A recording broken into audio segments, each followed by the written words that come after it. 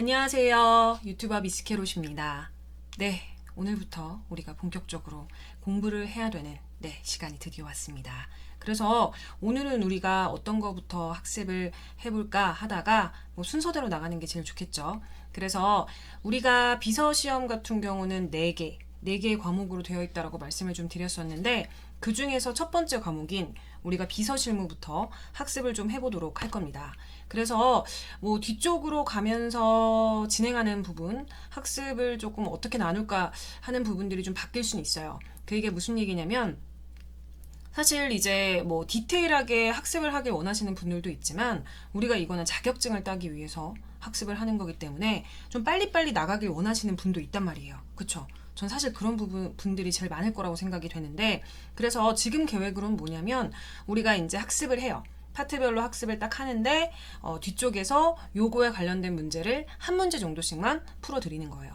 그리고 문제만 푸는 거는 따로 제가 영상을 찍을까 이런 생각을 좀 하고 있습니다. 그래서 한 강의당 하나씩 지금 오늘 같은 경우는 노란색으로 너무나도 잘 보이게 제가 좀 형광펜 잠깐 켜볼게요. 노란색으로 이렇게 되어져 있는데 첫 번째 오늘 같은 시간은 이제 비서 개요에 대해서 우리가 학습을 하겠죠. 그래서 비서 개요에 대해서 학습을 하고 나면 마지막에 비서 개요에 해당하는 문제를 제가 한 문제 정도 풀어드리는 거고 나머지 책을 이제 사신 분들은 아시겠지만 제가 각 파트별로 기출문제를 다 분석을 해가지고 나눠놨단 말이에요. 굉장히 친절하죠. 그냥 기출문제를 통으로 넣어버린 게 아니라 나올 만한 문제 혹은 어쨌든 요 파트에 포함되는 문제들만 제가 나눠가지고 다 쏙쏙 넣어놨어요. 그렇기 때문에 문제만 따로 풀어드리길 원하시는 분들도 있어요. 그래서 어쨌든 문제를 좀 따로 풀고 그 다음에 여기서 본문에서는 본문을 좀 설명을 하되 한 문제 정도는 풀어드리는 이런 식으로 진행을 할까 해요. 그래서 여러분들의 니즈와 어쨌든 입맛에 맞는 대로 학습을 하시면 될 것 같아요. 그래서 오늘 같은 경우는 본격적인 첫 시간이라고 보시면 좋을 것 같고 비서 개요에 대해서 우리가 학습을 할 거예요. 비서 개요. 그래서 오른쪽에 제 책이 나와 있죠. 그래서 이 책을 보시면서 학습을 하시게 되면 무리 없이 잘 따라오실 거라고 생각이 됩니다. 그래서 첫 번째 시간인 비서 개요에 대해서 학습을 좀 해보도록 하겠습니다. 그래서 비서 개요예요. 그래서 첫 번째로는 우리가 비서 역할과 자질에 대해서 좀 학습을 할 겁니다. 비서 역할과 자질. 기본적으로 비서 개요라고 하는 부분들은 이미 기존의 비서이신 분들은 너무나 잘 알고 계시겠지만 시험을 보시기 위해서 자격증을 따시기 위해서 학습을 하시는 분들은 조금 분류에 대해서 애매한 것들이 있으셔서 이 부분에 대해서 제가 좀 정리를 해드린다. 이렇게 좀 보시면 좋을 것 같습니다. 그래서 우리가 비서시험 같은 경우는 제가 전에 오리엔테이션 시간에도 잠깐 말씀드렸지만 비서를 하려고만 비서 자격증을 따는 게 아니죠. 공무원 준비하시는 분들, 군무원 준비하시는 분들, 그렇죠? 각종 국가기관에 취업하시는 분들 가장 쉽게 따면서 가산점이 있는 자격증이 바로 우리 비서 자격증이기 때문에 그 부분에 맞춰가지고 아예 이해도가 없으신 분들도 있어서 그런 분들을 위해서 제가 좀 정리를 해놨죠. 그래서 요거는 책에서 확인하실 수 있고 제가 바로바로 수업을 좀 진행을 해보도록 하겠습니다. 그래서 비서 역할과 자질에 대해서 학습을 할 텐데 첫 번째는 비서 직무의 특성하고 역할에 대해서 볼 거예요. 그래서 비서 업무의 유형은 총 3개로 나뉘게 됩니다. 그래서 일상, 그 다음에 지시, 창의적 업무 이렇게 3개로 나뉘게 되는데 우리가 기본적으로 비서 업무에 대해서 그냥 비약해서 얘기를 굳이 한다라고 하면은 굉장히 단순한 업무만 한다라고 생각하시는 분들도 있으신데 실질적으로 단순한 업무들도 있지만 그렇지 않은 업무들도 있어요. 그래서 그런 업무들을 나눠놨다라고 보시면 좋을 것 같고 일상적 같은 경우는 뭐냐면 매일 반복적으로 하는 게 일상적 업무예요. 그래서 전화 그 다음에 내방객 응대, 그 다음에 서류, 각종 서류들 많죠. 그 다음에 우편물 정리하는 거, 그 다음에 사무기기라든가 사무 환경, 비서실 환경부터 시작해서 탕비실 환경, 그 다음에 우리가 보좌하는 임원의 업무, 집무실까지 관리하시는 부분들, 그 부분이 우리가 일상적 업무에 포함이 된다라고 보시면 좋을 것 같고 두 번째는 지시적이에요. 지시적 업무. 이건 뭐냐면 나랑 같이 함께 일하는 내가 보조하는 상사 있잖아요. 그 상사가 나에게 지시를 주겠죠. 이 일 해주세요. 저 일 해주세요. 이렇게 하게 되겠죠. 그래서 그거를 받아가고 내가 주어진 시간에 수행하는 업무 자체 여기서 포인트는 두 개죠. 지시를 받는다는 것과 주어진 시간이라는 것이 중요합니다. 그래서 그 업무가 속하게 되는데 여기 속하는 것이 바로 이제 일정 관리, 그 다음에 이제 각종 예약, 그쵸? 약속이 있을 거고 회의 준비, 그 다음에 문서 관리 업무, 요런 부분들이 지시적 업무에 포함이 됩니다. 그래서 가끔 일상적 업무랑 지시적인 업무를 조금 헷갈려 하시는 분들이 있는데 굳이 나눠놨어요. 또 우리 비서학에서는. 그렇기 때문에 이 부분을 체크를 좀 하시면 될 것 같고, 그 다음에 세 번째로는 창의적 업무가 있습니다. 우리가 가끔씩 비서에 대한 여러 가지 시선이라든가 여러 가지 선입견 이런 것들 중에 하나가 창의적인 것이 없다. 창의적이면 안 된다. 이렇게 생각을 하는 게 있는데 사실 뭐 솔직히 말을 하면 완전히 오해는 아니고 지금까지 비서 자체, 업무 자체가 창의적인 업무에 대한 요구가 좀 요구도 낮았다. 그 부분에 대해서는 사실입니다. 그런데 여기서도 또 분류를 해서 생각을 할 것이 창의적 업무 자체를 하지 않는 비서도 있고 창의적 업무만 하는 비서도 있습니다. 그래서 그 부분에 관한 것들이 어떤 게 있는지 제가 좀 말씀을 드리려고 하는데 상사와 조직의 업무 효율성을 위한 업무예요. 그렇기 때문에 어느 정도 1, 2년 차 혹은 연차로 구분하는 게 좀 무리가 있다라고 하면 일반 비서와 전문 비서로 나누게 되는데 좀 전문 비서에 포함이 되시는 분들이 보통 창의적인 업무를 하게 되죠. 그래서 뭐 정보 검색이라든가 자료 준비. 사실 정보 검색 이렇게 단발적으로만 보면 정보 검색하는 게 뭐? 이렇게 생각하실 수도 있어요. 근데 정보 검색에 대한 자세한 부분들은 제가 뒤쪽에서 말씀드릴 거기 때문에 어쨌든 자료 준비하고 그 다음에 업무 수행 방법이라든가 절차를 개선할 수 있는 거. 사실 비서에게 업무 수행 방법과 절차를 개선할 수 있는 권한을 갖는다는 건 굉장히 중요합니다. 왜냐? 보통 비서의 업무가 일상적인 업무와 지시적인 업무가 포함이 많이 되기 때문에 그래서 내가 내 방법대로 어느 정도 의견을 내서 개선할 수 있다라는 부분들은 굉장히 중요하고 그 다음에 의전하고 보좌가 바로 여기 들어가게 됩니다. 그래서 일상적인 업무에 대한 것이 뭐가 포함이 되는지 구분할 필요 있고 그 다음에 지시적인 거 그 다음에 내가 알고 있는 것 중에서 창의적인 업무가 뭐에 포함이 되는지 좀 구분할 필요가 있겠죠. 그 다음에 비서 업무의 성격을 보시게 되면은 기본적으로 돌발성이 있습니다. 돌발적이에요. 그래서 굉장히 뭐 평범한 업무 혹은 매일매일 일어나는 반복적인 업무 이런 부분들도 하게 되는데 중요한 것은 뭐냐면 그 와중에도 돌발적인 부분들이 포함이 된다라는 걸 우리가 항상 생각해야 돼요. 그리고 표준화되지 않았어. 그래서 비서들은 좀 가끔 힘든 게 뭐냐면 자기 업무 롤이라든가 업무 관련돼 가지고 뭔가 쓰려고 하거나 아니면 이직을 하기 위해서 내가 어떤 업무를 했냐 이렇게 기술할 때 굉장히 곤란해요. 뭐 대외비도 굉장히 많고 여기서 대외비라고 하면은 기밀한 걸 얘기를 하는 거죠. 말하면 안 되는 거, 회사의 비밀 이런 걸 얘기를 하는데 보통 비서들 같은 경우는 좀 그런 부분들이 많아서 사실 직무기술서를 쓰면서 이직하는 게 굉장히 쉽지 않아요. 근데 가끔씩 보면은 아직 이제 비서에 대한 뭐 업무 자체에 대해서 기업들도 이해도가 많이 없고 그리고 이해도를 떠나서 기대감이라든가 여러 가지 뭐 권한 뭐 위임 이런 부분들에 대해서 별로 좀 주고 있지 않은 부분들이 있기 때문에 가끔씩 자세한 직무기술서를 기업에서 원할 때가 있는데 사실 쓰기가 좀 어려운 게 사실이에요. 만약에 쓸만한 것들 노출돼도 될 만한 것들을 쓰게 되면 뭐 이거를 뭐 굉장히 특별한 업무라고 해야 되나? 이렇게 생각하시는 사실 분들이 많으시죠. 그런데 우리는 쓸 수 없는 업무가 좀 많아요. 그래서 돌발적이고 표준화되지 않은 업무가 굉장히 빈번해요. 그래서 비서직에 대해서 좀 잘 아시는 분들 같은 경우는 직무기술서에 써진 그가 해온 여러 가지 일들이 비서 업무 중에 거의 뭐 5%, 뭐 10% 이렇게밖에 차지하지 않는다는 걸 굉장히 잘 알죠. 그래서 그런 부분들이 좀 있고요. 그다음 비서 업무의 특성, 그래서 중개자적 특성이죠. 상사와 이제 다른 사람들, 이해관계자를 좀 이어주는 그런 특성이 있기 때문에 그런 부분이 있고, 광범위성, 뭐 이 일 저 일 다 해야 돼요. 그래서 A부터 Z까지 다 해야 되고, 모호성, 그 다음에 정보에 대한 이용, 그 다음에 대체 불가능성. 대체 불가능성에 대해서도 가끔씩 우리가 이제 비서 업무의 특성을 고르게 될 때 대체 불가능성이라는 게 지금 이제 만약에 내가 골라야 되는 항목 중에 하나가 나오면은 비서는 대체 불가능하진 않지 이렇게 생각하시는 분들이 있어요. 그런데 절대 그렇지 않죠. 비서가 왜 대체 불가능해요? 남들이 모르는 여러 가지 비밀을 너무 많이 알고 있어. 그리고 겉으로 드러난 업무가 전부가 아니라고 얘기했죠. 전부가 아닌 수준이 아니라 겉으로 드러난 건 거의 10% 정도밖에 되지 않아요. 그렇기 때문에 대체 불가능성을 꼭 기억을 하셔야 되는 게 비서 업무의 특성 중에서 제일 많이 틀려요. 여러분들이 이제 시험을 보시게 되면 그렇지 않다라고 평소에 생각하기 때문에 대체 불가능성을 굉장히 많이 틀리고 심지어 본인이 비서하고 있는 사람도 틀려. 왜냐? 우리나라에서 비서직이라고 하는 거는 보통 계약직 파견직 굉장히 많죠. 그리고 2년, 1년마다 굉장히 많이 바뀌고 그 다음에 업무에 대한 권한 위임이라든가 이양 이런 부분들이 잘 일어나고 있지 않기 때문에 대체 불가능하다고 생각하지 않지만 비서 업무, 특히 전문 비서의 업무는 대체 불가능성이 굉장히 있기 때문에 이 부분 꼭 기억하셔야 돼요. 그 다음에 뇌활동 및 신체 활동의 활용, 그 다음에 자발적 파악 능력, 당연하죠. 누구도 내 결정, 내 생각을 해주지 않아요. 그리고 동시다발적 업무 처리 능력, 멀티플레이어여야 돼요. 멀티태스킹 돼야 되고, 그래서 내가 이거 할 때 저거 못한다 이러면은 그냥 화끈하게 비서 업무를 못하신다 이렇게 보시면 돼요. 그래서 내가 멀티플레이를 좀 잘한다 이러시는 분들이 그래도 비서 업무를 잘 하시는 편이시죠. 물론 멀티플레이어가 아니어도 할 수는 있어요. 근데 본인이 굉장히 스트레스 많이 받겠죠. 잘하고 있다고 생각하는데 잘하는 게 아니지. 스트레스를 남들보다 더 많이 받는다고 하면. 그래서 그 부분이고, 그 다음 비서의 역할은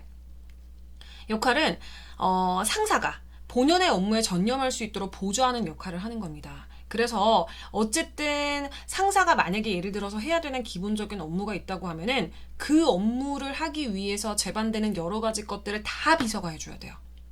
싹 다. A부터 Z까지. 그리고 비서는 상사의 본래 업무에서 파생된 세부적인 업무, 부수적인 업무 처리해야 되죠. 그게 선행되는 일이건 속된 말로 잡일이건 다 해야 돼요. 다 해야 되고, 그 다음에 상사의 상황 판단이라든가 의사결정에 필요한 정보나 자료를 수집하고 정리해줘야 되고, 그리고 상사, 회사, 대외적으로 대표하고 조직체를 구성하는 모든 사원과의 인간관계를 잘 다룰 줄 알아야 되고, 그래서 상사의 인간관계가 원활히 유지되도록 도와야 돼요. 그래서 이런 거에 대한 에피소드도 사실 있어요. 제가 비서를 할 때 그냥 우연히 지나가다 들은 거예요. 한 6개월 정도쯤 됐었을 때 사람들끼리 얘기를 하는 걸 들었는데 막 요즘에 우리 대표님 좀 별일 없으신가 봐. 기분 좋으신 거 같지 않냐? 좀 어디 아프신가? 좀 성격이 많이 좋아지신 것 같지 않아? 막 이런 얘기를 하시는 거예요. 근데 그게 뭐냐면 사실 뭐 100%는 아니겠지만 저에게도 어느 정도 지분이 있다라고 생각을 했던 게 성격이 좋아지신 것도 아니었고 무슨 일이 없어진 것도 아니고 건강이 나빠지신 것도 아니에요. 그렇다라고 하면 대외적으로 그렇게 이미지가 좀 나아진 이유는 뭘까요? 바로 제 덕도 있겠죠. 네. 대외적으로 뭔가를 안 하는 대신 저한테 다 하지 않으셨을까요? 네. 그래서 그런 부분들도 역시 비서의 역할이라는 거죠. 그래서 디테일하게 얘기하기는 굉장히 어렵지만 뭐 그런 거 있잖아요. 우리 엄마 아빠 혹은 사회생활 하실 때 사회에서 굉장히 자기 일 잘 펼치시고 그쵸 자기 성격 드러내지 않고 이빨 드러내지 않고 잘 일할 수 있는 게 있으려면 어떻게 해야 돼요? 가정이 평안해야 된다 이런 얘기 들어보셨죠? 가와만사성 그게 왜 그렇겠어요? 바로 4번에 포함이 되는 거예요. 그게 바로 비서의 역할이죠. 그래서 그 부분 좀 체크를 해드렸고 그 다음에 두 번째는 직업윤리랑 비서윤리예요. 그래서 요거는 신규 출제 범위입니다. 전에는 직업윤리에 대한 부분만 했어요. 그러니까 직업윤리에 대한 부분만 했다라는 얘기는 뭐냐면은 그냥 기본적으로 직업이라는 걸 가진 사람들이 갖춰야 될 윤리선 정도만 했다라는 것이죠. 그렇지만 모든 직업에는 각각의 직업에 맞는 윤리가 있습니다. 의사들도 맨 처음에 의사 되고 나서 선수하잖아요. 그쵸?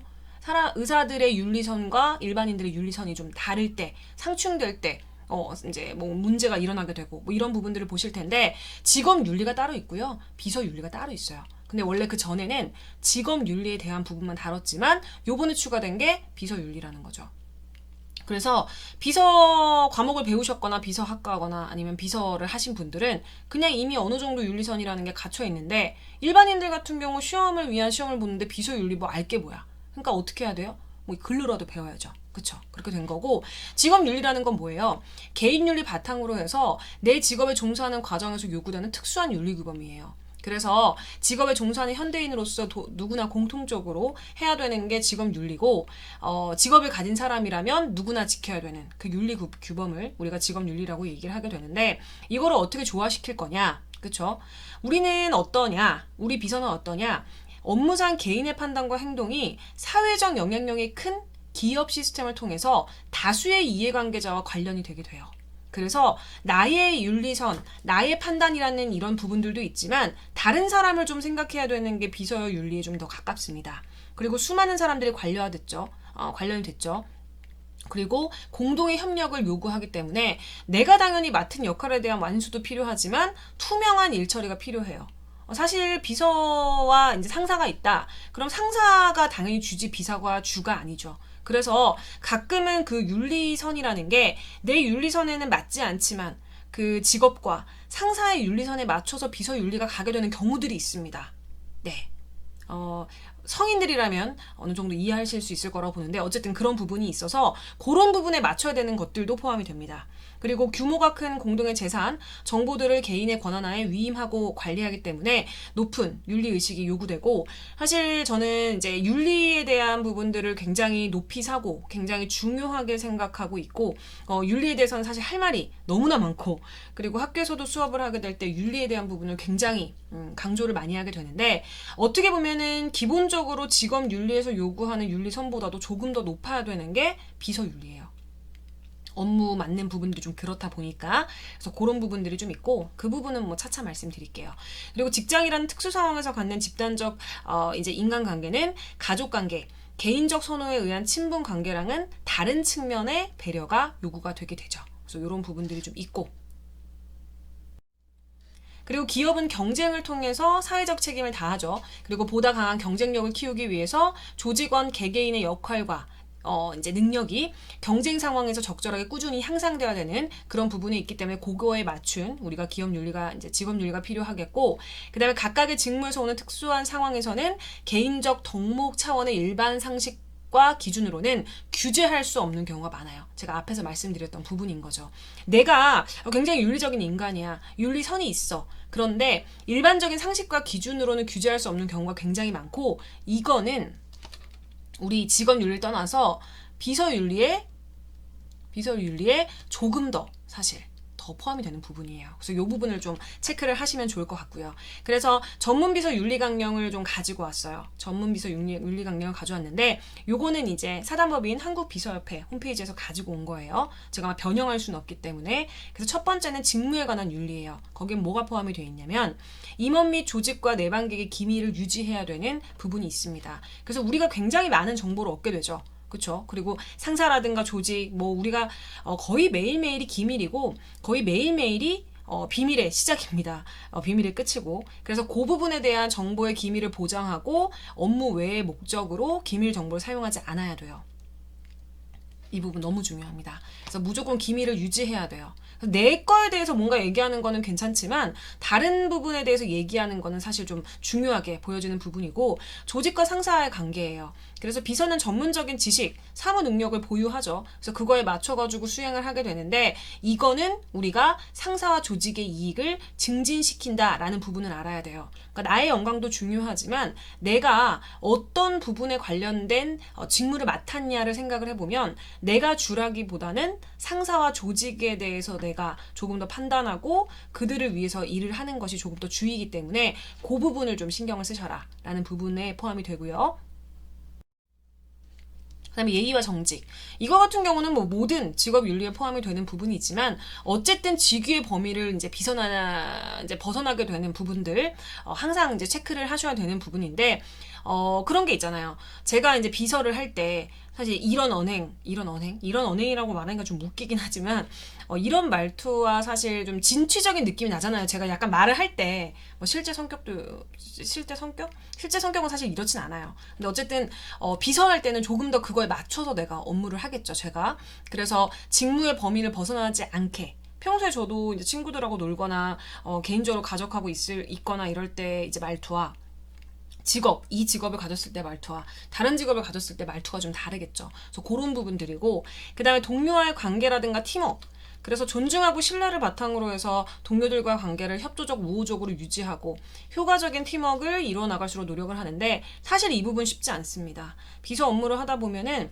비서에게 관심 그러니까 이게 이성적인 관심이 아니라 업무에 대한 관심이 굉장히 많아요. 특히나 이제 비서가 연차가 좀 쌓여가게 되고 상사와 함께 합을 많이 맞추게 되면 1, 2년 차 비서들은 잘 모를 수 있지만 그 이상의 비서들은 내가 생각하거나 상상하는 것보다 훨씬 많은 부분에 대한 정보를 알게 돼요. 알게 되는데 그러다 보면 사람들이 나에게 궁금해한단 말이에요. 근데 나는 동료들과의 관계도 협조적 우호적으로 있어야 되는데 그들이 뭔가 물어볼 때 내가 대답도 좀 쉽게 하기가 쉽지가 않아요. 네, 그 와중에도 우리는 그들하고 잘 지내려고 노력까지 심지어 해야 된단 말이에요.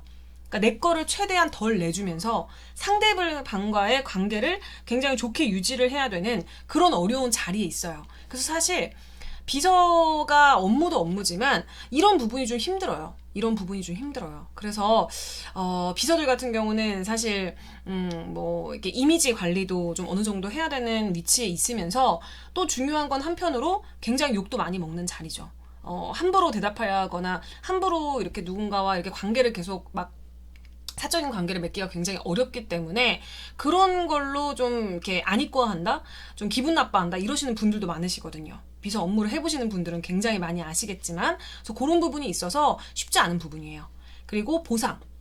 업무 결과에 대해서 정당한 대우를 받을 권리가 있지만 부당한 목적을 위해서 제공되는 보상에 응하지 않는다. 이거 당연하다고 생각하시겠지만 비서들 이런 부분에 대한 제한이 좀 있습니다. 네, 좀 있어요. 있고 특히나 이제 비서들 같은 경우는 헤드헌터를 하시는 분들이 이제 밑에서 좀 작업을 하셔가지고 밑작업을 좀 하셔가지고 다른 쪽에 이렇게 한번 가보자. 이제 헌팅을 하는 경우들이 좀 있는데, 저도 이제 이런 경험이 개인적으로 있었고.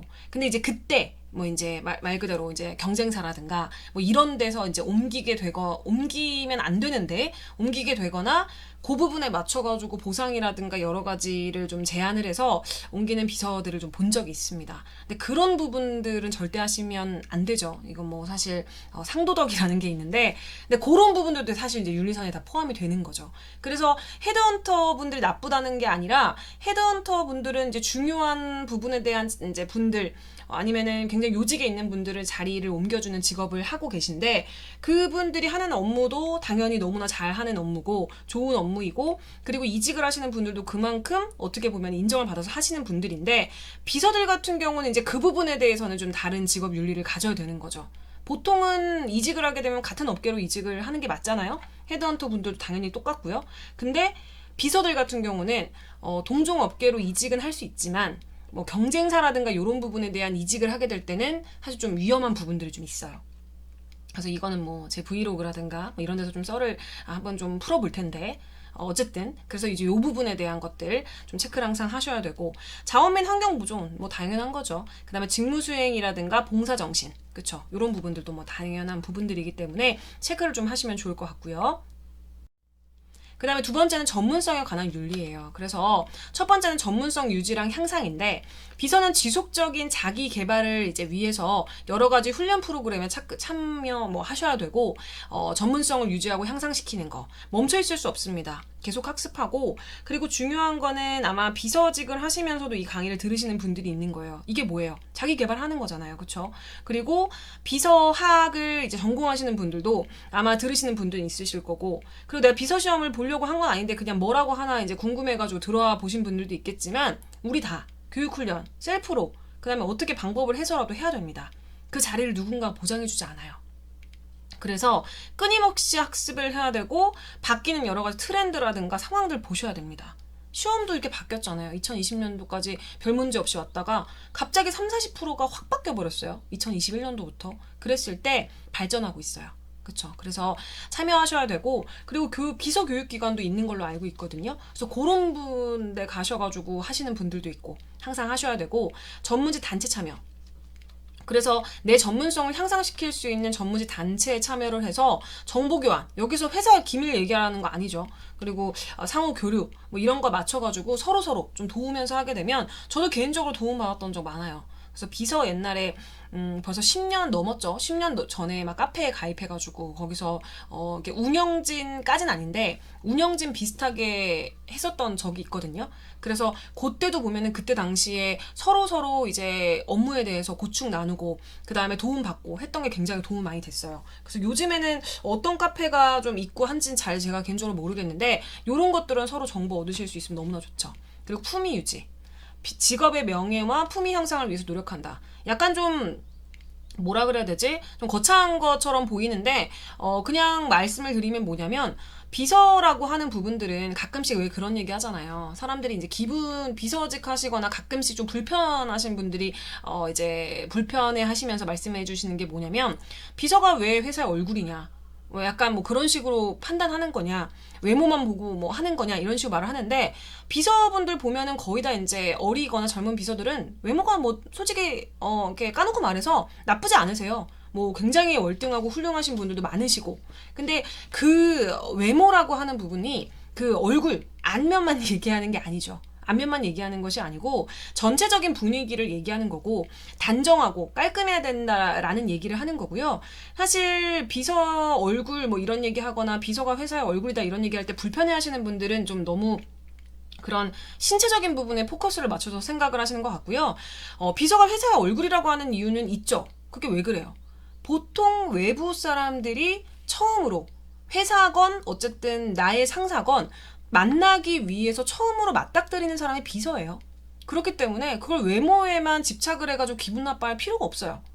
무슨 얘기인지 아시겠죠? 그냥 회사 얼굴이다 라고 얘기하는 건 진짜 그 얼굴만을 얘기하는 것이 아니라 처음 만나는 사람을 그렇게 보통 얘기를 합니다. 우리도 왜 가끔씩 보면 요즘에는 이제 코로나 때문에 외국을 잘 못 가지만 내가 한 번도 나가보지 않은, 만나보지 않은, 어떤 경험해보지 않은 외국이 있어. 예를 들어서.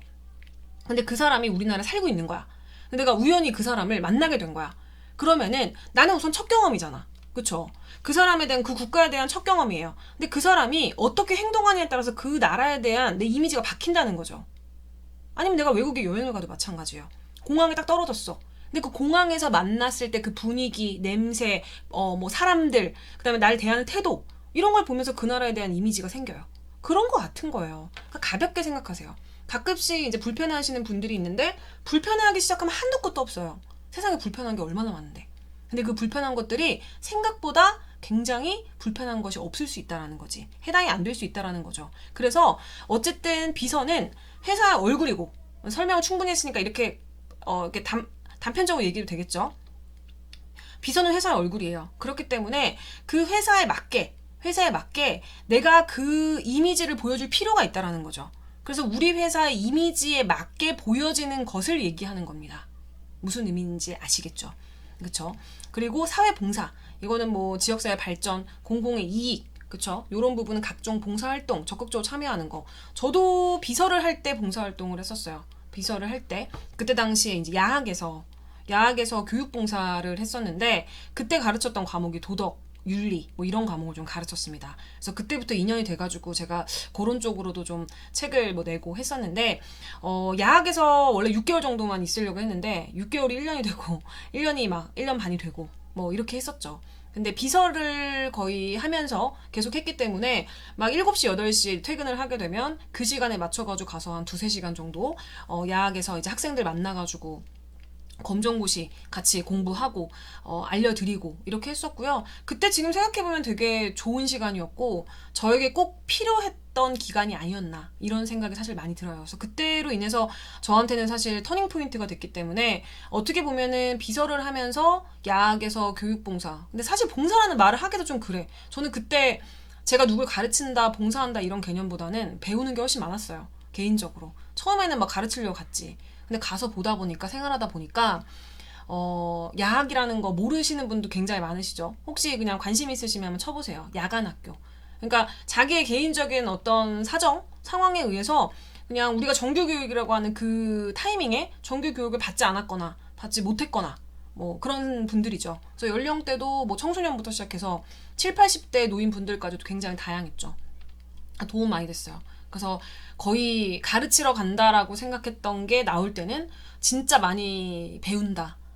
배웠고, 그리고 인생이 바뀌었죠. 그때로. 그래서 어쨌든 사회봉사, 그렇게 좀 설명을 좀 드리겠고요. 그 다음에 비서의 자질. 비서의 역할은 행정적, 관리적 업무 담당도 하고요. 의사소통 통로 역할을 합니다. 그래서 제가 아까 의사소통 통로 역할 말씀드렸었죠. 그래서 그런 부분인데 우리가 첫 번째는 사무관리자로서의 역할이에요. 그래서 기본적으로 문서 작성하고 사무 환경 관리하고 그런 부분 포함되고, 정보관리자는 뭐예요? 정보 수집하는 거. 이거 정보 수집하는 거 생각보다 굉장히 어렵습니다. 그냥 뭐 방대한 양의 정보를 막 수집해라 이런 게 아니고요. 내 상사 귀에 꽂혀야 될 그 정보 수집을 말하는 거예요. 그쵸? 무슨 얘기인지 아시겠죠? 그냥 정보 가공. 정보 가공이라는 게 뭐예요?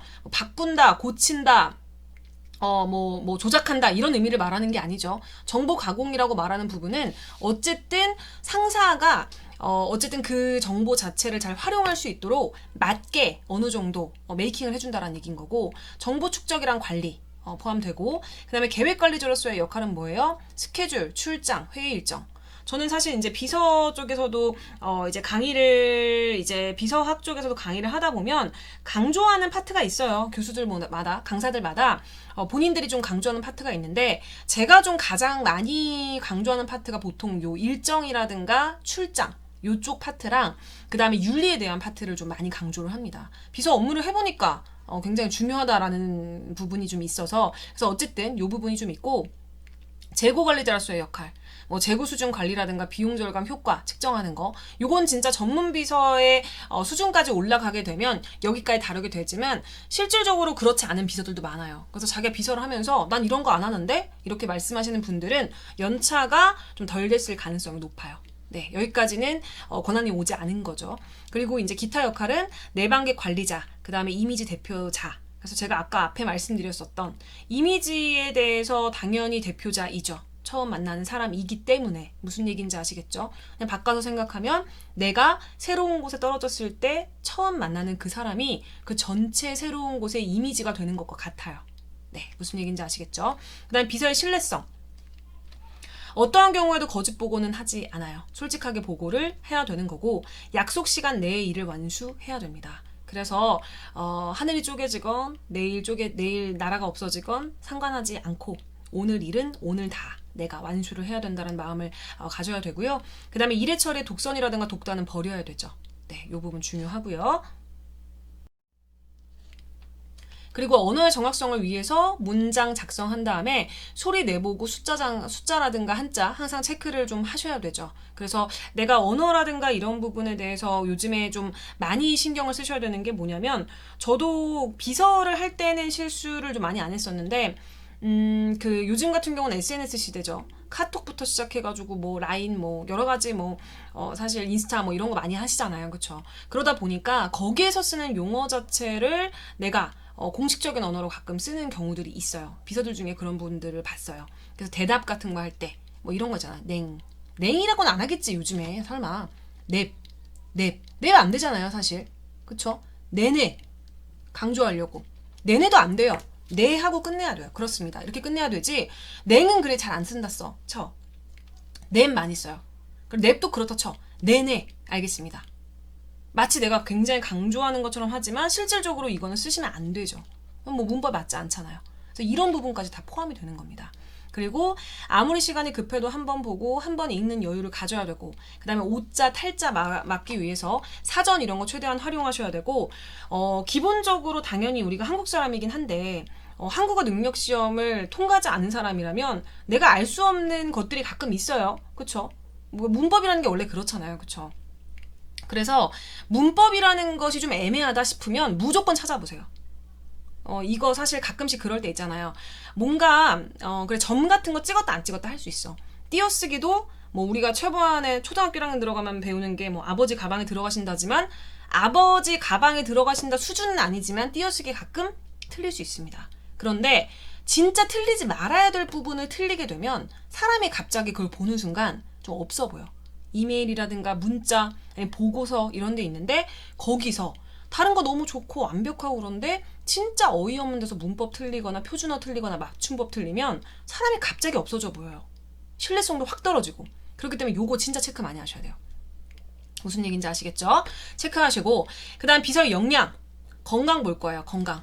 물론 다 건강해야 되지. 건강 뭐 옛날에 어른들이 말씀하시는 거 보면은 막 건강 잃으면 다 잃는다고 하잖아요. 맞아요. 다 잃어요. 잃고요. 어쨌든 건강해야 되는데, 뭐 건강한 육체에서 건전한 정신 뭐 이런 말이 있다라고 하죠. 그래서 우리가 퍼스널리티를 형성하는 다른 여러 가지 요소를 봐도 건강하고 다 밀접돼 있다. 그래서 비서들 같은 경우는 건강해야 돼요. 특히나 건강해야 되는 게 왜 그래요? 우리는 근무 시간이 굉장히 길단 말이에요. 근무 시간이 길어요. 물론 9 to 6도 있습니다. 근데 제가 말씀드리는 건 전문 비서의 영역을 말씀드리는 거죠. 아침에 9시에 출근해서 6시에 퇴근하는 그걸 말하는 것이 아니라 한 7시 정도에 출근해서 퇴근 시간이 없는 네, 정말 슬프죠. 그렇게 지금 근무하시는 분들 듣고 계신 분들도 있으실 텐데 그런 부분의 수준을 말하는 거예요. 우리는 막 강철 체력이어야 돼요. 승무원분들도 사실 그러시잖아요. 막 몸 진짜 여리여리한데 그 막 캐리어 막 잡아가지고 한 손으로 막 위에 올리고 막 그런 거 봐봐요. 장난 아니잖아요. 그쵸? 그래서 우리가 외적으로도 관리를 해야 되지만 실질적으로 근육까지 근손실 나지 않게 관리해야 된다는 거죠. 그래서 그 부분 우리가 항상 관리해줘야 되고 그리고 건강 자체를 육체적인 것만 얘기하는 게 아니에요. 정신적인 것도 얘기를 해야 돼. 우리는 굉장히 스트레스 많이 받죠. 근데 이 스트레스를 많이 받는다, 우리 직업이 힘들다 이렇게 얘기하는 게 조금 조심스러운 게 뭐냐면 직업을 가지신 모든 분들이 다 힘들어요. 근데 여기서는 이제 비서 얘기를 하니까 그냥 비서 직업이 제일 힘들다고 할게요. 네, 다른 직업과 다 얘기하기는 좀 어렵잖아요. 저 이제 비서 같은 경우는 그렇죠. 업무도 업무인데 업무의 대부분의 것이 사실 사람하고 관련된 부분이에요. 그것도 사람도 만약에 이제 업무가 있어. 업무가 100이야. 100이면 거의 95%가 사람하고 관련된 거야. 근데 95% 중에서 90%가 한 사람하고만 관련된 거야. 내가 보조하는 상사랑만 관련이 된 거예요. 그 사람하고 계속 모든 걸 맞춰야 돼요.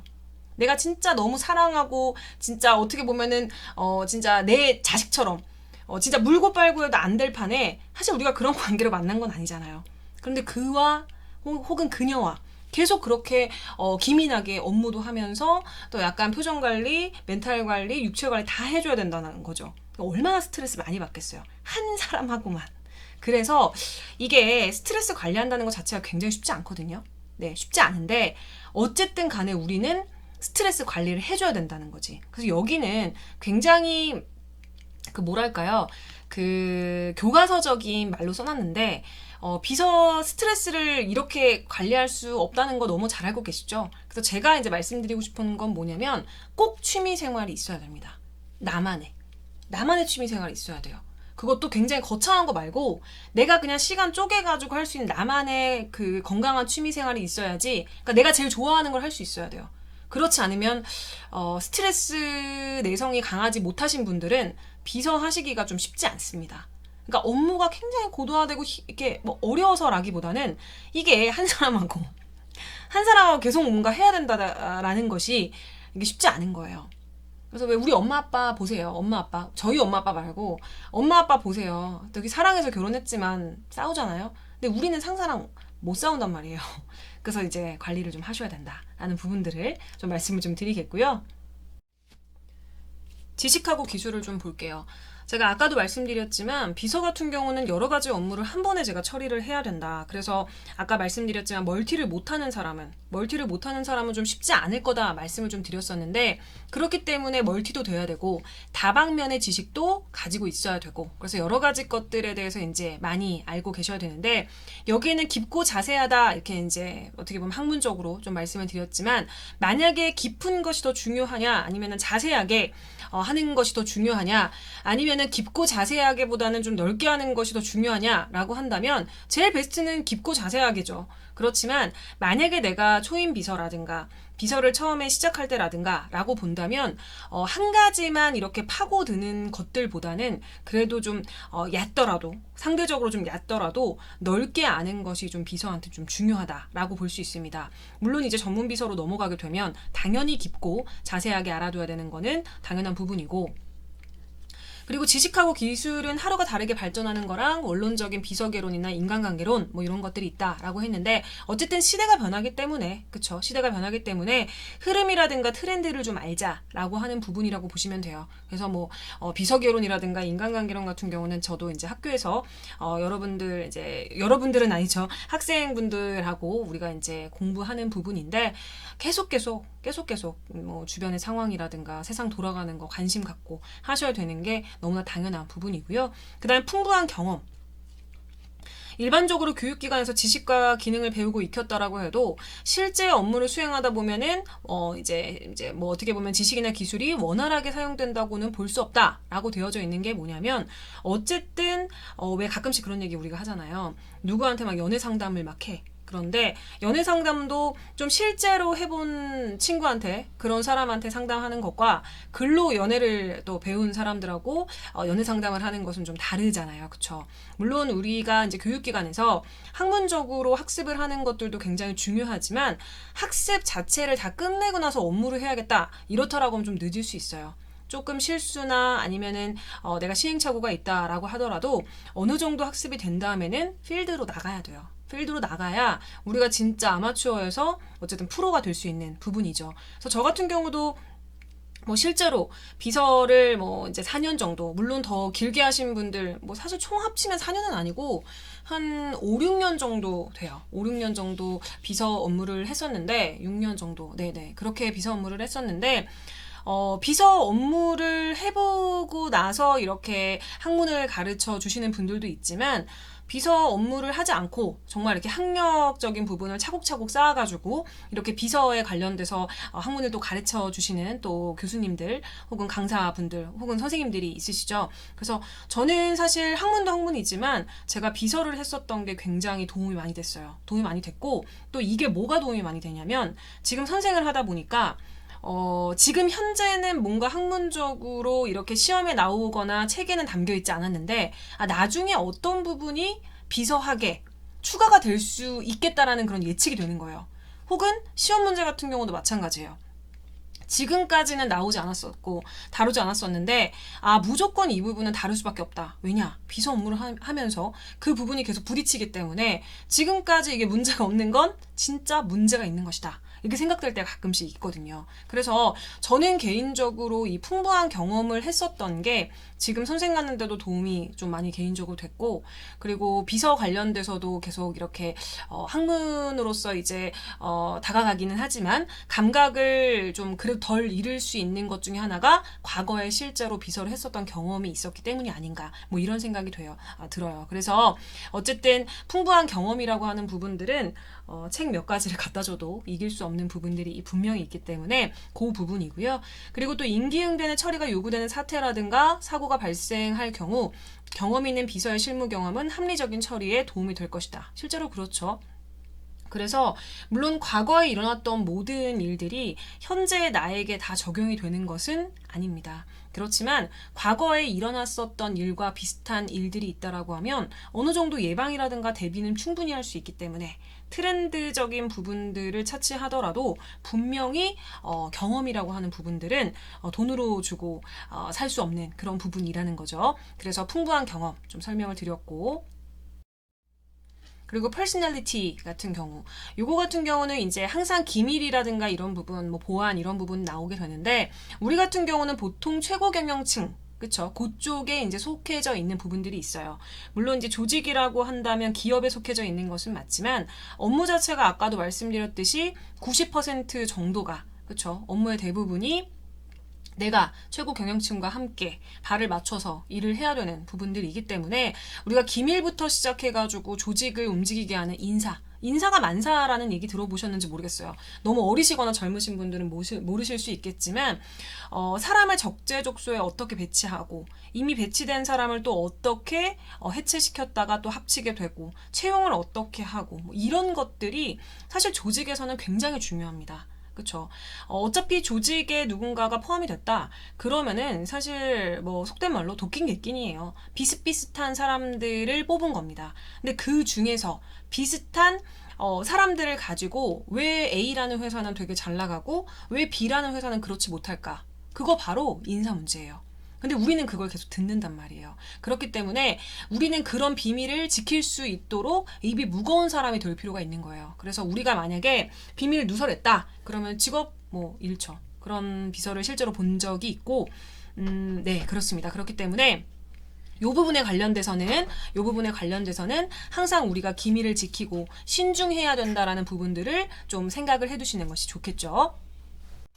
그래서 기밀 서류라고 하는 부분들은 기본적으로 좀 세심한 주의가 좀 필요하겠죠. 기본적으로 세심한 주의를 좀 이제 필요로 하면서 만약에 이제 비서가 개인적으로 룸이 있는 경우도 있지만 비서가 약간 리셉션처럼 이렇게 같이 앉아 있는 경우도 있어요. 그렇지만 그랬을 때 아무리 내가 그 사람하고 친하더라도, 그렇죠? 서랍 서랍에 넣어두고 눈에 띄지 않도록 하는 거 중요하고, 그리고 우리는 기본적으로 업무를 하게 될 때 이제 뭐 응대라든가 여러 가지 뭐 상사가 부른다거나 뭐 이런 여러 가지 상황이 있을 때 자리를 비울 일들이 많아요. 그런데 중요한 거는 그 책상 위에 만약 기밀 문서가 있다. 그럼 진짜 큰일 난다는 얘기예요. 그러니까 항상 신경을 좀 써주셔야 되고, 그 다음에 묻기를 좋아하는 사람, 직장에서 험담을 잘하는 문제의 사람 분명히 있습니다. 어느 조직이건 그래요. 직장 생활을 저도 그래도 꽤 오래 한 편인데, 물론 뭐 3, 40년 하진 않았습니다만, 네, 이제 하다 보면은 꼭 사람들이 얘기하는 게 있어요. 자기 회사 같은데 진짜 뭐 입소문 빠르다, 빅마우스 있다, 우리 회사 진짜 소문 빠르고 진짜 좁다, 사람들끼리 소문 진짜 빨리 퍼진다, 이런 얘기 많이 하거든요. 그런데 이거는 모든 회사가 다 그래요. 모든 회사가 다 소문이 빨리 퍼지고 다 사람들 무조건 빅마우스 있고 뒤에서 험담하는 사람 무조건 있고, 실제로 만약에 험담하는 사람이 없다라고 쳐. 그래도 험담이라는 게 공기 중에서도 만들어지기 때문에 이걸 항상 조심을 해야 되는데, 문제는 뭐냐? 왜 그런 이미지를 가진 사람 있잖아요. 좀 근데 그런 이미지를 가진 사람한테 좀 미안하긴 하지만, 만약에 사실이 아니라고 했을 때 미안하긴 하지만 의식적으로 좀 접촉하지 않는 게 좋아요. 만약에 혹시 비서실에서 흘러나갈 만한 어떤 이야기가 내가 진짜 이야기를 안 했는데 그냥 갑자기 뜬 소문일 수도 있잖아요. 근데 만약에 그런 게 이게 약간 밖으로 새어 나갔는데, 새어 나갔다라고 했었을 때 난 진짜 얘기한 적이 없지만 내가 뭔가 빅마우스랑 친하게 지내는 걸 누군가 봤어. 그러면은 그런 소문이 또 돌 수가 있는 거야. 내가 얘기를 했다고. 근데 아시겠지만 사람들은 진실을 그렇게 궁금해하지 않는 경우들이 가끔 있습니다. 물론 진실도 중요하고 사실도 중요하지만 가끔은 진실이 아닌 거를 사람들이 진실화시키는 그런 때가 있어요. 네, 아마 살다 보면 느끼게 되는 그런 순간이 오시겠지만, 어쨌든 그렇기 때문에 우선 소문이 나지 않는 것이 중요하다. 특히나 우리 같은 경우는 진짜 보아도 안 본 척, 들어도 안 들은 척, 말하고 싶어도 안 말한 척, 냄새가 나도 아무 냄새도 안 나는 것처럼 우린 해야 되는 부분들이 있기 때문에 항상 좀 신경을 쓰셔야 되고, 그 다음에 정확하게 신뢰받을 수 있는 일을 할 수 있는 능력. 그쵸? 내가 시간 내에 해야 된다 그랬잖아. 시간 내에. 내일 하늘이 무너지건 세계가 무너지건 상관없어요. 내가 오늘 어느 시간까지 완수해야 되는 일이 있다. 그럼 그때까지 하셔야 돼요. 신뢰성에 대한 기준이 되기 때문에. 그리고 근면성실하게 노력할 수 있는 그런 능력, 이런 부분들 아시죠? 어떤 업무를 하든지 마찬가지죠. 그래서 우리는 뭔가 왕도도 없고 꾸준히 성실히 노력해야 되고, 내가 지금 어느 정도 위치에 올라와 있다라고 할지라도 남들 노는 거 아니잖아요. 남들 뭐 쉬는 거 아니야. 남들 진짜 겉으로는 어떠한 결과물이 나오지 않아도 다들 자기 나름대로 뭔가 꿈을 갖고 노력을 하는 사람들이 그래도 대부분입니다. 네, 그렇기 때문에 결론이 나오지 않았다고 해서 그 사람이 노력하지 않는다, 이렇게 판단할 수는 없는 것 같아요. 그렇기 때문에 항상 우리가 근면성실하게 노력할 수 있는 그런 능력, 네, 좀 중요하겠죠. 그리고 이제 선견 지명의 능력이죠. 그래서 선견성이 좀 있어야 돼요. 그래서 제가 아까도 잠깐 말씀드렸던 것 중에 그게 있었죠. 경험이라는 게 되게 중요하다라고 얘기를 하면서 경험이라고 하는 부분들, 말 그대로 비서의 경험을 했었기 때문에 지금 현재 다루지 않는 부분들도 언젠간 나올 것이다 라는 생각이 들 때가 있다라고 했죠. 사실 이번에 2021년도에 새롭게 반영된 부분들이 제가 약간 의아해했던 부분들이 많이 반영이 됐어요. 그러니까 분명히 이게 나와야 되는데 시험에는 나오지 않았었던 그런 부분들이 굉장히 많이 이번에 아예 그냥 거의 몰아가지고 추가가 된 그런 부분이 있어요. 마치 진짜 실제 비서했던 업무들이 참여해가지고 이게 개정이 된 것처럼, 뭐 실제로 그랬는지는 모르겠지만 하여튼 그것처럼 이 선견성이라는 게 좀 있어야 됩니다. 그래서 하나의 일에서 파생되는 여러 가지 일에 대해서 마음을 쓰기 위해서는 어쨌든 간파하는 거, 트렌드를 내가 꿰뚫어 볼 수 있는 그런 능력, 그 다음에 추리력, 이런 부분들. 그래서 구체적으로라고 하면서 제가 좀 정리를 몇 개 해놨는데, 미리 신경 쓰지 못한 일에 대해서 미리 준비하는 거야, 상사가. 우린 미리미리 해야 돼요. 터진다면 누구나 해. 그렇지만 선견성은 타고나는 거죠. 그쵸? 그리고 이제 그것을 신속하게 실행에 옮기고 보고해야 되고, 그 다음에 자발적으로 업무하는 습관을 하고, 그 다음에 이제 효과적으로 실행하는 거. 사실 뭐 무식하게, 말 그대로 무식하다는 건 무식한 사람을 비하한다고 얘기하려고 하는 게 아니라 정말 정석대로 하는 것들도 되게 중요하죠. 그렇지만 효과적인 것도 중요합니다. 효율성, 효과성, 이런 거 너무나 중요합니다. 항상 체크하셔야 되고, 그 다음에 우선순위 너무 중요해요. 비서 같은 경우는 멀티플레이어야 된다고 제가 말씀을 드렸었는데 그 중에서도 분명히 일이 몰리는 와중에서도 정말 가리기 어렵지만 우선순위가 붙는 일이 있습니다. 그래서 그것을 파악할 수 있는 비서와 그렇지 않은 비서가 있다라고 하면은 일을 시켜보고 오래 있다 보면은 그 부분이 티가 난다라는 거죠. 무슨 얘기인지 아시겠죠? 그래서 그 부분을 이제 분류할 수 있는 기준, 요건 제가 뒤에 가서 또 얘기를 말씀드릴 거예요. 요번 파트가 아니라 뒤에 가서 이제 또 학습을 하면서.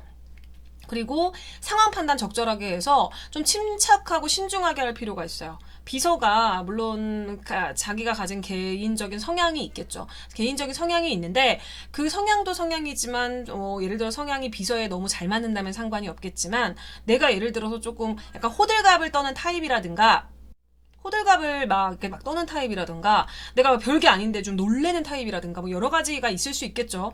뭐 예측이라든가 뭐 예시를 드리기 어려울 정도로 많은 타입들이 있다 보니까 다 말은 못하지만 어쨌든 그렇다라고 할지라도 내가 이 직업하고 조금 안 맞거나 내 이미지가 좀 떨어질 만한 어떤 성향이 있다면 숨길 필요 있죠. 그런 부분에 대해서는. 그쵸? 굳이 내가 드러날 필요가 없는 거야. 그래서 이런 부분에 대해서도 신경을 좀 쓰시면서 침착하고 신중하게 일을 진행할 수 있는 거 좀 중요하겠고요. 그리고 이제 임기응변하고 뛰어난 기억력이 좀 필요하죠. 그래서 우리가 해야 될 일에 대해서 그때그때 상황에 맞게 하는 그런 임기응변 굉장히 중요하고, 그 다음에 상사가 말하는 거 좀 이해해주고, 그 다음에 우리가 이제 바로바로 반영시켜주는 그런 센스가 좀 필요하기 때문에 굉장히 기억력도 중요합니다. 그래서 본래의 기억력도 중요하지만 우리가 육하 원칙에 따라서 내가 기억하는 것도 중요한데 내가 기억한 거를 설명을 해줘야 되잖아요. 상대방한테. 알아줘야 되잖아. 그렇기 때문에 두서없이 말하면 안 되겠죠. 그래서 평소에도 내가 육하 원칙으로 말하는 걸 좀 습관화하는 거 중요할 것 같고, 이 기억력이라고 하는 거는 어떻게 보시면 될 것 같냐면 그 영화 중에서 되게 유명한 영화가 그 악마는 프라다를 입는다라는 영화가 있었어요. 근데 그 영화가 우리나라에서 2번이나 개봉을 했거든요. 그래서 그 안에서 주인공이 비서로 나와요. 그래서 완전히 다른 업무를 하다가, 저도 다른 업무를 하다가 비서가 됐었지만, 다른 업무를 하다가 이제 그 뭐라고 해야 되죠? 그 패션 잡지에 그 어떤 굉장히 악명 높은 사람의 비서로 들어가게 되는데, 그 여러 가지 뭐 것들이 있지만 제가 나중에는 한번 그 악마는 프라다를 입는다를 한번 분석해가지고 비서 업무로 좀 분석해가지고 한번 올려볼까 지금 생각을 사실 좀 하고 있는 중인데, 어쨌든 그렇고 그 안에서 그런 장면이 나와요. 출장을 이제 해외 출장을 가게 되는데 아까 말씀드렸듯이 비서는 뭘 해야 된다고 했어요. 상사가 본연의 업무를 잘 수행하게 하기 위해서 A부터 Z까지 다 해야 된다 그랬잖아요. 그러니까 상사는 상사의 일이 있어. 그쵸? 나를 부리고 나를 막 괴롭히는 게 상사의 일이 아니라 상사가 원래 할 일이 있잖아요. 그 일 하기 위해서 나머지 것들 다 내가 해줘야 돼요. 출장을 가. 그럼 상사는 출장을 가서 할 일이 있겠죠? 그럼 그거 외에 출장을 간 이유와 목적을 잘 달성하게 하기 위해서 나머지는 비서가 다 해줘야 되는 거야.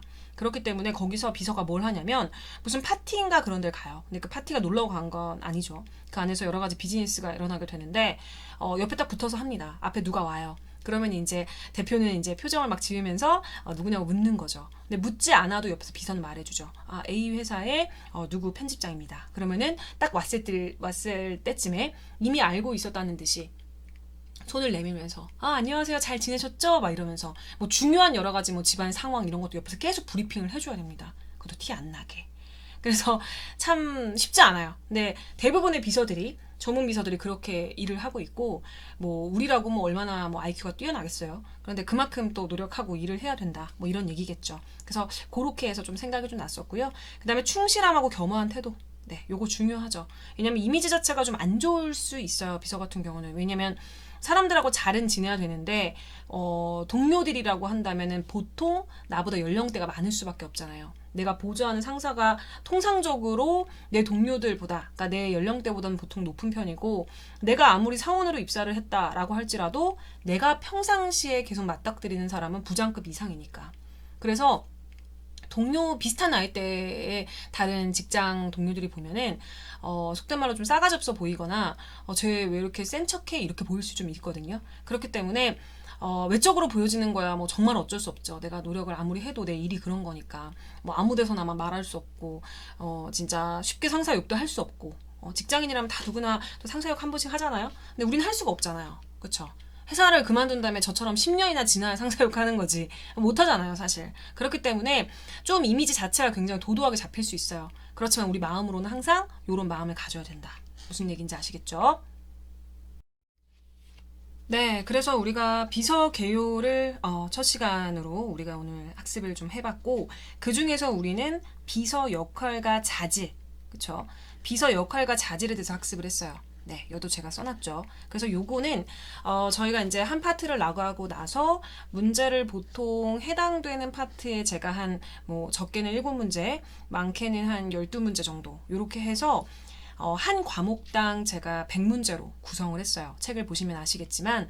그래서 그 중에서 이제 한 문제씩만 제가 우선은 풀어드린다라고 했죠. 그래서 문제는 따로 제가 다시 다 풀어드릴 거지만 우선은 본문, 여러분들이 학습을 어떤 형태로 하실지 제가 잘 모르기 때문에 우선 여기서는 본문 위주로 하고 그 다음에 거기에 해당된 거 제가 문제를 한 개 푼다 이렇게 좀 말씀을 드렸어요. 그래서 요거 같은 경우는 2019년도에 이제 두 번째 시험, 그때 당시엔 정기 시험이었어요. 그래서 1년에 시험 딱 2번 봤거든요. 지금 너무 좋아졌잖아요. 상시기 때문에, 그쵸? 그래서 요거는 1급 1번 문제였어요. 1번 문제였고 말이 꼬이는데, 다음 중 비서직에 대한 설명으로 가장 올바른 거 고르는 겁니다. 바로 이제 가장 올바른 거. 첫 번째, 비서 업무의 범위는 상사의 지위와 업무 위임 정도에 따라 달라진다. 어떠세요?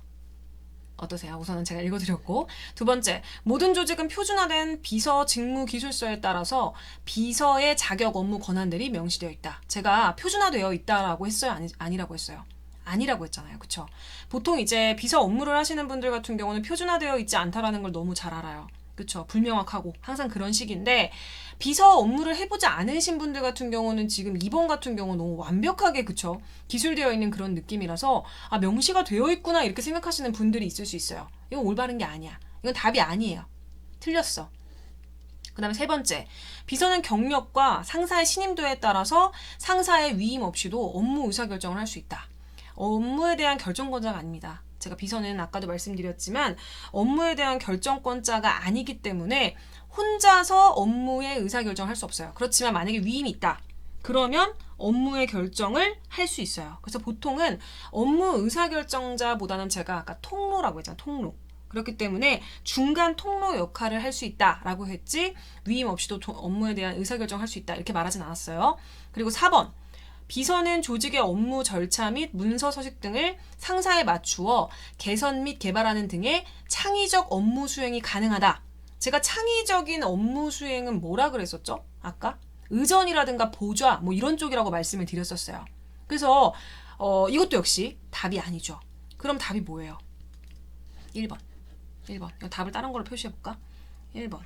자, 보자. 펜으로 해서 답을, 네. 이게 1번이 답입니다.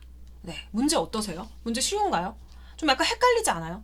헷갈려요. 그래서 비서의 업무의 범위는 상사의 지위라든가 업무 위임 정도에 따라 달라져요. 그렇기 때문에 내가 보좌하는 상사가 어떤 사람, 그 다음에 어떤 업무를 하고 있는 사람이냐에 따라서 비서가 하는 업무가 굉장히 많이 다릅니다. 저 같은 경우는 상사가 출장이 굉장히 많았어요. 그렇기 때문에 출장 업무가 굉장히 많았죠. 그렇죠? 그래서 이거는 상사가 어떤 사람에 따라 많이 다르고, 물론 비서는 조직에 포함되어 있는 사람이긴 하지만 누구랑 발을 맞추고 누구랑 가장 많이 일을 한다고 했어요? 상사. 그래서 여기서 올바르다라고 한다면 답이 1번에 포함이 된다라는 거. 네, 문제 어떠셨는지 모르겠네요. 어쨌든 한 문제 풀어드렸습니다. 네, 그래서 오늘 처음으로 학습을 해봤는데 느낌이 어떠신지 좀 궁금합니다. 그래서 사실 자세히는 안 한 거나 마찬가지예요. 왜냐면 생각보다 지금 양이 굉장히 많거든요. 양 굉장히 많은데 그래도 이게 한 번에 좀 해보려고 하다 보니까 이렇게 꽉꽉 채워서 좀 했고요. 그 다음에 길게 안 하려고 중간중간에 사실 좀 쓸데없는 것들은 말 다 뺐어요. 원래 평소에 만약에 학교에서 수업을 하면 오늘 배웠던 양은 사실 한 4시간 정도? 4시간 정도 되는 분량이에요. 네, 분량인데 쓸데없는 건 다 빼고요. 어느 정도 엑기스만 관련돼서 제가 학습을 했으니까 네, 잘 재미있게 들으셨기를 좀 바라겠습니다. 사실 재미있으려면 쓸데없는 얘기 많이 해야 되는데 이건 어쨌든 학습 채널이니까 조금 지루해도 네, 학습적으로 좀 나갔습니다. 그래서 어쨌든 비서 자격증 혹시나 책 없으신 분들이 있으시다라고 하면은 뭐 사시면 더 좋고, 네, 만약에 그렇지 않다라고 해도 뭐 화면으로 가능하시면은 뭐 보셔도 상관없고, 네, 그렇습니다. 그래서 어쨌든 학습을 하기 위해서 우리는 뭘 해야 될까요? 구독을 해야겠죠. 그 다음에 좋아요도 눌러주시고 여기는 없지만 알람 설정까지 해주시면서 학습에 문제 없고 도움 되시길 바라겠습니다. 네, 지금까지 미스 캐롯이었고요. 다음 시간에 뵙도록 하겠습니다. 고맙습니다.